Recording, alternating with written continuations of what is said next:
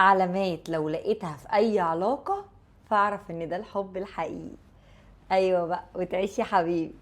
فتعالى كده وركز معايا في الفيديو ده، عشان هقول لك كام علامة اللوز وهعرفك الشخص اللي معاك بيحبك ولا لا.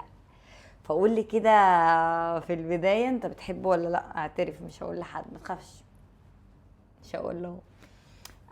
ركز معايا في الفيديو ده عشان ممكن يصدمك لو ما لقيتش العلامات ديت في حبيبك. فلو ما لقيتش العلامات ديت برضو قولي في اخر الفيديو ان انت ما لقيتهاش، وانا هرد عليك واقول لك بقى هو بيحبك ولا لا. اوكي اوكي، انت شاطر. انت في البدايه كده نصلي على النبي، خلينا شاطرين. وتعالوا بقى كده اقول لكم اول علامه لازم تكون موجوده: الاهتمام. الاهتمام الاهتمام الاهتمام، وبدون مقابل. عارفين يعني ايه بدون مقابل؟ يعني ما يهتمش بيك عشان عايز منك حاجة، او عشان عايز يسمع صوتك او يشوف صورة ليك. يهتم بيك عشان بيحبك لشخصك، مش عشان مصلحة. ما تقوليش ده بيحبني فعشان كده صوتي بيوحشني، ده بيحبني عشان كده عايز يشوفني. لا يا حبيبي ولا يا حبيبتي، لا، دي مصلحة.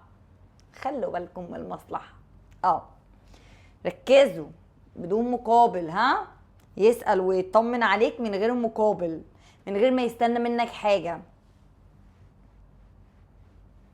رقم 2: الصراحة والوضوح.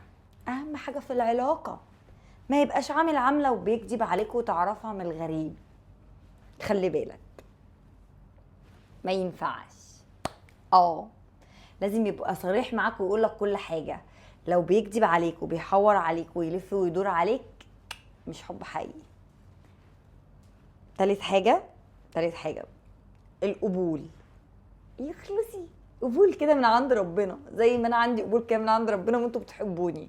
هتكدبوني؟ لا، مش هتكدبوني. رابع حاجة الراحة والأمان.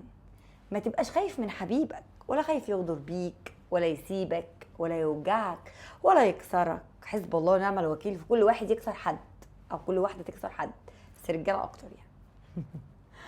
يلا نشوف الباقي. الاحترام. الاحترام ثم الاحترام ثم الاحترام. لازم يحترمك. لو ما احترمكش يبقى ما بيحبكش، ده اهم حاجة.